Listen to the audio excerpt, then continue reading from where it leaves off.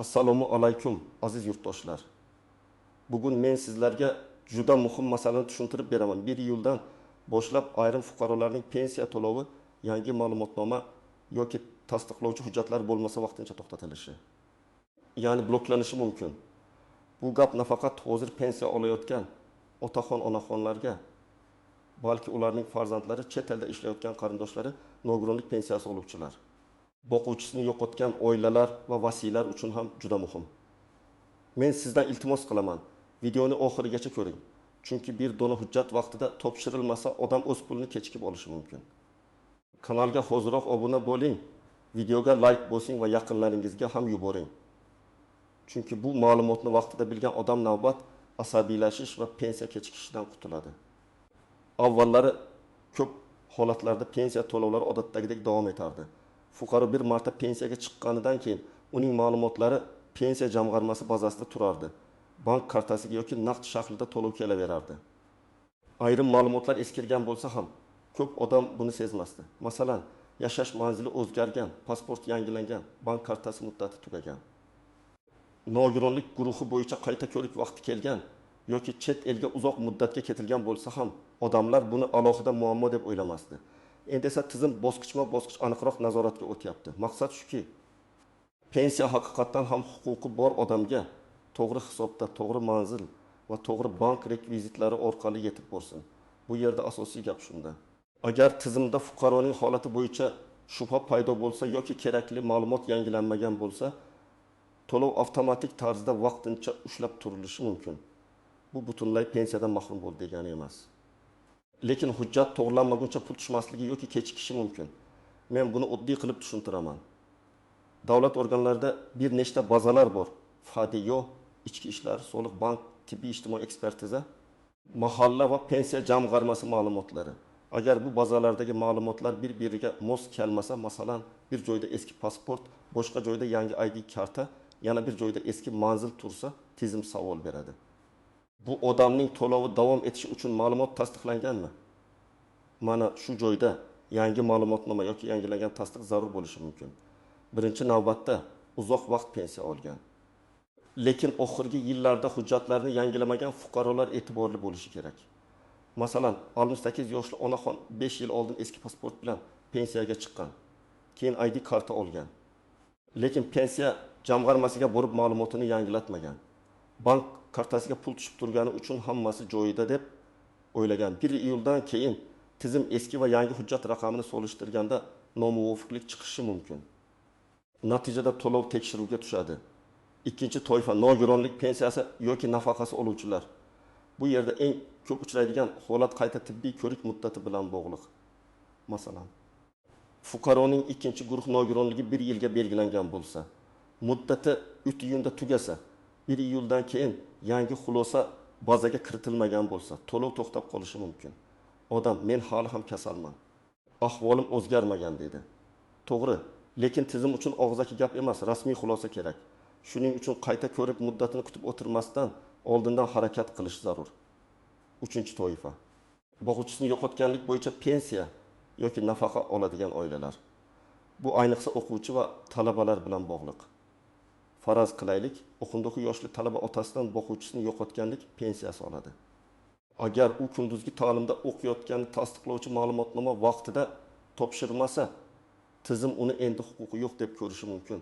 Chunki ayrim to'lovlarda yosh, ta'lim shakli va o'qish davom etayotgani juda muhim. Talaba o'qishni davom ettiryapti, lekin universitet ma'lumotnomasi yangilanmagan bo'lsa, pul kechikadi. 4-toifa chet elda yashayotgan yoki uzoq muddat xorijga ketgan pensionerlar. Bu masala juda nozik. Ba'zi fuqarolar pensiyani O'zbekistondagi kartasiga olib turadi. O'zi esa Rossiya, Qozog'iston, Turkiya yoki boshqa davlatda yashaydi. Bunday holatda ayrim tasdiqlovchi hujjatlar, masalan, shaxsning tirikligi, yashash holati, ishonchnoma yoki konsullik orqali tasdiq talab qilinishi mumkin. Agar qarindosh kartadan pul yechib turgan bo'lsa, lekin rasmiy tartibga amal qilinmagan bo'lsa, keyinchalik katta muammo chiqadi. 5-toifa. Pensiyani boshqa odam orqali olayotganlar. Masalan, otaxon yura olmaydi, pensiyani o'g'li olib beradi. Agar ishonchnoma muddati tugagan bo'lsa yoki umuman rasmiylashtirilmagan bo'lsa, bank ham, pensiya jamg'armasi ham to'lovni berishda ehtiyotkorlik qiladi. Chunki bu yerda asosiy savol pul haqiqiy egasiga yetyaptimi? Shuning uchun men o'zimning otamning pulini olayapman degan gap yetarli emas, hujjat bo'lishi kerak. Agar sizning barcha ma'lumotlaringiz yangilangan bo'lsa, bank kartangiz ishlayotgan bo'lsa, pasport yoki ID karta ma'lumotingiz to'g'ri kiritilgan bo'lsa, nogironlik guruhi muddatsiz belgilangan bo'lsa yoki qaytarib ko'rik muddati hali kelmagan bo'lsa, yashash manzilingiz o'zgarmagan bo'lsa, ortiqcha vahima qilishingiz shart emas. Har bir pensionerning pensiyasi avtomatik bloklanadi degan gap noto'g'ri tushuncha bo'lishi mumkin. Lekin men ekspert sifatida shuni aytaman. Menda muammo yo'q deb butunlay beparvo bo'lish ham xato. Chunki ko'p holatda muammo odamning o'zida emas, bazadagi eski ma'lumotda bo'ladi. Siz ID kartani yangilagansiz, lekin bankda eski pasport raqami turibdi. Siz manzilni o'zgartirgansiz. Lekin pensiya jamg'armasida eski tuman ko'rsatilgan. Sizning familiyangiz nikohdan keyin o'zgargan, lekin ayrim hujjatlarda eski familiya qolgan. Bularning hammasi to'lovda texnik to'siq paydo qilishi mumkin. Birinchi misol. Toshkent viloyatida yashovchi 72 yoshli pensioner har oy 20.800.000 so'm pensiya oladi. U eski pasporti bilan pensiyaga chiqqan, keyin ID karta olgan, lekin bankka ham. Pensiya jamg'armasiga ham yangi hujjat nusxasini bermagan. Iyul oyida bank kartasiga pul tushmay qoldi. U bankka bordi, bank pensiya jamg'armasiga murojaat qilishni aytdi. Pensiya bo'limida esa shaxsiy ma'lumotlar mos emasligi, yangi hujjat bilan ariza berish kerakligi tushuntirildi. Natijada odam 2 hafta sarson bo'ldi. Agar u uyingacha hujjatini yangilatganida bu muammo bo'lmasdi. Ikkinchi misol. 20 yoshli talaba o'quvchisini yo'qotganlik pensiyasini oladi. U kunduzgi ta'limda o'qiydi, lekin har o'quv yili boshida o'qish joyidan ma'lumotnoma olib topshirish kerakligini bilmaydi. Universitetdagi ma'lumot bazaga kech kiritiladi. Pensiya to'lovi to'xtaydi. Talaba keyin dekanatdan ma'lumotnoma olib pensiya jamg'armasiga topshiradi.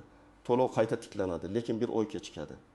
Bu yerda talaba huquqini yo'qotgani yo'q, lekin hujjat vaqtida bo'lmagani sababli pulni kech oldi. Uchinchi misol. Nogironlik nafaqasi oluvchi fuqaroning tibbiy xulosasi 1 iyulgacha amal qilgan. U qayta ko'rikka 10 iyulda boradi. Tizimda 1 iyuldan 10 iyulgacha yangi xulosa yo'q. Shu davrda to'lov ushlab turilishi mumkin. Agar tibbiy komissiya nogironlikni davom ettirsa, keyin to'lov qayta hisoblanadi. Lekin odam o'sha paytda dori-darmon uchun pul kutgan bo'lishi mumkin. Shuning uchun qayta ko'rik sanasini 1 oy oldin tekshirish kerak. 4-misol. Chet elda yashayotgan pensioner O'zbekistondagi bank kartasini qiziga qoldirib ketgan. Qizi har oy pulni yechib beradi. Lekin ishonchnoma muddati tugagan. Pensionerning tirikligi bo'yicha tasdiq ham yangilanmagan. Agar tizim yoki bank buni aniqlasa, to'lov to'xtashi mumkin. Keyin hujjatlarni konsullik orqali tasdiqlash, ishonchnomani yangilash, pensiya bo'limiga yuborish kerak bo'ladi. Bu esa bir necha hafta vaqt oladi.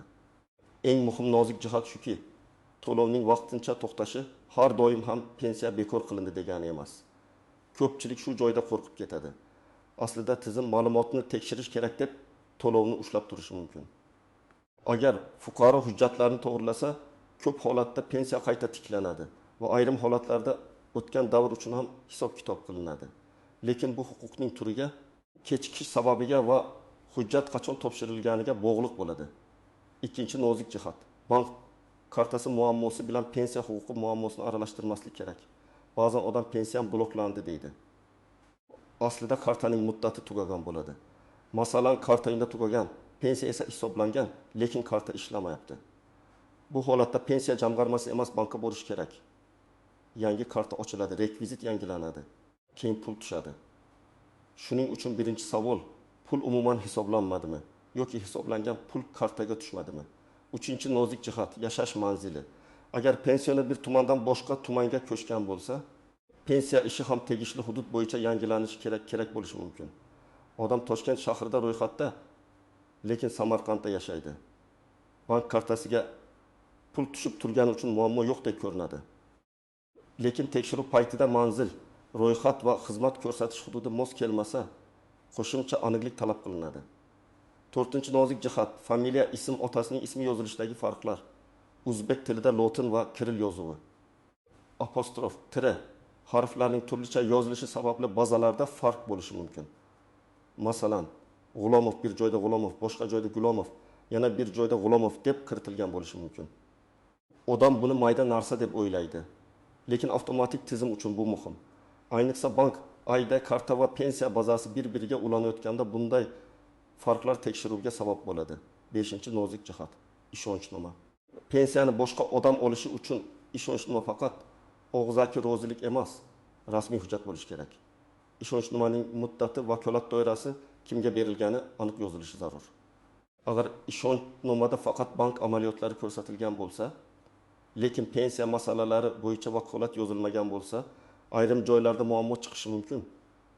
Shuning uchun notariusda hujjat rasmiylashtirilayotganda pensiya, nafaqa va ijtimoiy to'lovlarni olish, ariza berish, hujjat topshirish kabi vakolatlarni aniq kiritish kerak. Endi eng muhim qismga o'tamiz. Siz nima qilishingiz kerak? Birinchi qadam. O'zingiz yoki ota-onangizning hujjatlarini tekshiring. ID karta yoki pasport amal qilish muddati, bank kartasi muddati, pensiya daftarchasi yoki elektron ma'lumotlar, yashash manzili, telefon raqami, bank rekvizitlari. Nogironlik xulosasi, talabalik ma'lumotnomasi bor yo'qligini ko'rib chiqing. Ikkinchi qadam, pensiya jamg'armasining tuman yoki shahar bo'limiga murojaat qiling. Agar imkon bo'lsa, oldindan telefon qilib. Aynan sizning holatingiz bo'yicha qaysi hujjat kerakligini so'rang. Chunki hamma odamga bir xil ma'lumotnoma kerak bo'lmaydi. Kimdadir ID karta nusxasi yetarli bo'ladi. Kimdadir tibbiy xulosa, kimdadir o'qish joyidan ma'lumotnoma. Kimdadir ishonchnoma kerak bo'ladi. Uchinchi qadam, bankka boring va karta hamda shaxsiy ma'lumotlaringizni tekshiring. Bankdagi pasport raqami eski bo'lsa, yangilang. Telefon raqamingiz o'zgargan bo'lsa, uni ham yangilang. Karta muddati tugayotgan bo'lsa, oldindan yangi karta oching. Ko'pchilik pul tushmay qolgandan keyin bankka yuguradi. Aslida buni bir oy oldin hal qilish mumkin. 4-qadam. Agar siz nogironlik pensiyasi yoki nafaqasi olsangiz, tibbiy ko'rik muddatini albatta yozib qo'ying. Telefoningizga eslatma qo'ying. Farzandingizga ayting, mahalla yoki oilaviy shifokor bilan maslahat qiling. Qayta ko'rikka kech qolish ko'pincha to'lov kechikishga olib keladi. Ayniqsa dori-darmon, davolanish va kundalik xarajat pensiyaga bog'liq bo'lsa, bu masalada bir kun ham beparvo bo'lmang. 5-qadam. O'quvchisini yo'qotganlik pensiyasi oladigan o'quvchi va talabalar o'qish joyidan ma'lumotnoma tayyorlasin. Ma'lumotnomada o'quvchining yoki talabaning FI, ta'lim shakli, kursi o'qish muddati, muassasa muhri va mas'ul shaxs imzosi bo'lishi kerak. Agar kunduzgi ta'lim talabi bo'lsa, aynan kunduzgi shaklida o'qiyotgani ko'rsatilishi shart. Sirtqi, kechki yoki masofaviy ta'lim ayrim to'lovlarda huquq bermasligi mumkin. Shuning uchun buni alohida aniqlashtirish kerak. 6-qadam, chet elda bo'lgan pensionerlar konsullik yoki vakolatli organlar orqali hujjatlarni tartibga keltirsin. Agar pensiyani qarindosh orqali olish kerak bo'lsa, ishonchnoma rasmiy bo'lsin. Agar tiriklikni tasdiqlovchi hujjat talab qilinsa, uni vaqtida yuboring. Men keyin boraman, hali vaqt bor deb yurish iyul oyida pensiya tushmay qolganda katta muammoga aylanadi. 7-qadam. Barcha hujjatlarning nusxasini alohida papkada saqlang. Men doim shuni maslahat beraman. Pensionerning uyida bitta papka bo'lsin. Unda ID karta nusxasi, bank karta rekvizitlari, pensiya bo'yicha hujjatlar, tibbiy xulosa, ishonchnoma, o'qish ma'lumotnomasi, telefon raqamlari va murojaat qilingan idoralarning javoblari tursin. Farzandlar ham bu papka qayerda ekanini bilsin. Chunki ko'p muammo hujjat yo'qligidan emas, hujjatni topa olmaslikdan boshlanadi. 8-qadam, ariza yozayotganda umumiy gaplar bilan cheklanib qolmang. Masalan, pensiyamni tiklab bering deb yozish mumkin. Lekin yaxshiroq shakli shunday: mening pensiya to'lovim 1-iyuldan boshlab kelmayapti. Shaxsiy ma'lumotlarni yangilash va to'lovni qayta tiklash bo'yicha arizamni ko'rib chiqishingizni so'rayman. Ilova qilinadi. ID karta nusxasi, bank rekvizitlari, tegishli ma'lumotnoma. Shunda murojaat aniq bo'ladi. 9-qadam, og'zaki javob bilan cheklanib qolmang. Agar pensiya haqiqatan to'xtagan bo'lsa, sababini yozma yoki rasmiy elektron shaklda bilishga harakat qiling. Chunki ba'zida muammo bor ekan degan umumiy gap sizga yordam bermaydi. Sizga aniq sabab kerak.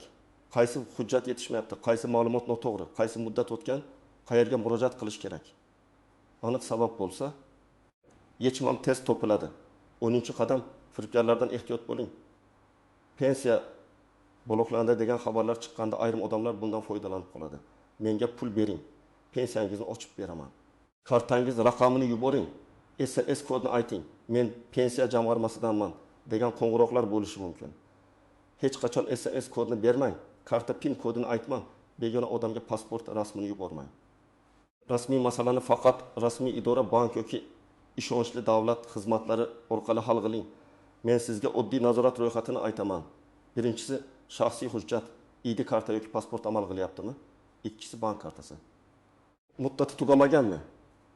Uchinchisi telefon raqami, bank va pensiya tizimida siz ishlatayotgan raqam turibdimi? To'rtinchisi yashash manzili, ro'yxat va amaldagi manzilimi? Beshinchisi maxsus hujjatlar, nogironlik xulosasi. Talabalik ma'lumotnomasi, ishonchnoma, vasiylik hujjati yangimi? Oltinchisi pul tushish tarixi, oxirgi oyda pensiya o'z vaqtida tushganmi? Agar shu savollardan bittasiga ham bilmayman deb javob bersangiz, demak tekshirish kerak. Chunki muammo aynan bilmayman degan joydan chiqadi. Otaxon yoki onaxon ko'pincha bolam har oy pul tushardi-ku deydi. Lekin tizim o'zgarganda eski tartibga ishonib yurish xavfli. Farzandlar esa ota-onamning pensiyasi o'zi tushadi deb beparvo bo'lmasligi kerak. Bir marta tekshirib qo'yish butun oilani tashvishdan saqlaydi. Azizlar, 1 iyuldan boshlab ayrim pensiya va nafaqa to'lovlari, yangi yoki yangilangan ma'lumotnoma, tasdiqlovchi hujjat, bank rekviziti yoki shaxsiy ma'lumotlar to'g'ri bo'lmasa vaqtincha bloklanishi mumkin. Bu hammani qo'rqitish uchun aytilayotgan gap emas, balki hujjatlarni vaqtida tartibga keltirish uchun ogohlantirishdir. Kimning ma'lumotlari to'g'ri bo'lsa, kimning hujjatlari joyida bo'lsa, u ortiqcha xavotir qilmaydi. Lekin kimda eski pasport, muddati tugagan karta, yangilanmagan nogironlik xulosasi, topshirilmagan talabalik ma'lumotnomasi yoki muddati o'tgan ishonchnoma bo'lsa, hozirdan harakat qilish kerak. Men sizga maslahat beraman. Bugunoq ota-onangiz, bobo-buvalaringiz, qarindoshlaringiz hujjatlarini tekshiring. Kerak bo'lsa, pensiya jamg'armasiga, bankka, o'qish joyiga yoki tibbiy komissiyaga murojaat qiling. Bir kunlik harakat keyinchalik bir oylik sarsonlikning oldini oladi. Agar sizda ham shunday holat bo'lgan bo'lsa, pensiya kechikkanmi, karta bloklanganmi, ma'lumotnoma so'rashganmi, albatta izohlarda yozib qoldiring. Boshqalar ham sizning tajribangizdan foyda oladi. Videoga like bosing, kanalga obuna bo'ling va bu ma'lumotni pensioner yaqinlaringizga yuboring. Chunki vaqtida ogohlantirilgan odam o'z huquqini ham, pulini ham yaxshiroq himoya qiladi.